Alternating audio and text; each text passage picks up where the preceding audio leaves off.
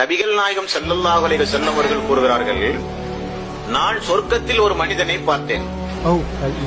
அவன் அந்த சொர்க்கத்து இன்பங்களை எல்லாம் தவழ்ந்து அதாவது புரண்டு புரண்டு அனுபவிக்கிறான். அந்த சொர்க்கத்தை அவன் பார்த்துட்டு, நமக்கு ரப்பு சொர்க்கத்தை தந்துட்டான்னு சொல்லி புரண்டு புரண்டு அந்த சொர்க்கத்தை அவன் அனுபவிக்கிறான். இவ்வளவு சந்தோஷமாக அந்த சொர்க்கத்தை அனுபவிக்கக்கூடிய அந்த மனிதனுடைய நற்கம் எந்த செயலின் மூலம் அது சொர்க்கத்துக்கு போனார் என்று அல்லாஹ்வுடைய ரசூல் சொல்லும் போது கூறுகிறார்கள், வீதியில போகும்போது ஒரு மரத்தினுடைய கிளை மக்களுடைய தலையில் பட்டு இடையூறு எடுத்துக் கொண்டிருந்தது. அந்த இடையூறுல அந்த கிளையை பிச்சு போட்டு மக்களுக்கு அந்த இடையூறுல இருந்து அவன் காப்பாத்தினான். இதெல்லாம் ஒரு இபாதத்தா, வணக்கமா இது? ஆனா இஸ்லாம் சொல்லுது பாருங்க, அவன் செய்யும் போது உள்ளத்துல என்ன எண்ணம்? மக்களுடைய இடையூறுகளை போக்கும் போது அல்லாஹ் நமக்கு கூலி தருவான் நினைச்சான். பாத்தீங்களா? அந்த நினைப்புக்கு ரப்புல் ஆலமீன் கொடுத்த பரிசுதான் சொர்க்கத்துக்குள்ள போன்ற ரப்பு சொல்லிட்டான்.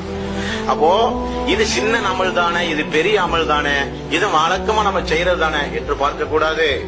எந்த அமலாக இருந்தாலும் வாழ்க்கையில எப்பவுமே அதிகமா அமல்களை அதிகமா செய்து கொள்ள பழகிக் கொள்ள வேண்டும். அதான் இறை விசுவாசத்துடைய பண்பாக இருக்கணும்.